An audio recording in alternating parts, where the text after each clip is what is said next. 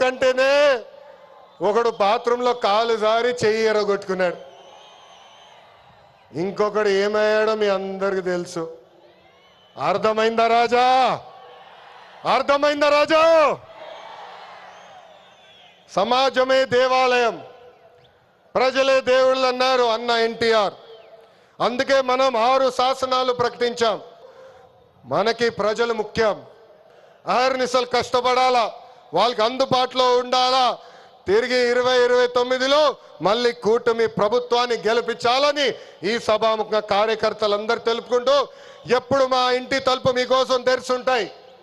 నేను మొన్నే చెప్పా, గ్రామ పార్టీలో ఏమైనా సమస్య ఉంటే మండల్ పార్టీని కలవాలి, మండల్ పార్టీలో సమస్య ఉంటే నియోజకవర్గ కమిటీని కలవాలి, వాళ్ళకి సమస్య ఉంటే ఏకంగా జిల్లా కమిటీ కలవాలి. వాళ్ళ కూడా సమస్య పరిష్కారం కాకపోతే ఎప్పుడు నవ్వుతున్నావు మన అధ్యక్షుల వారు పల్లా శ్రీనివాస్ గారిని కలవాలి. ఆయన వల్ల కూడా అయిపోతే మీ లోకేష్ మీకు అండగా నిలబడతారు. మీ సమస్య పరిష్కరించే బాధ్యత నేను తీసుకుంటానని పసుపు సైన్యానికి ఈ సభాముఖంగా నేను హామీ ఇస్తూ, ఈరోజు గౌరవ ముఖ్యమంత్రి గారు చంద్రబాబు నాయుడు గారు వేదిక పైన వచ్చినప్పుడు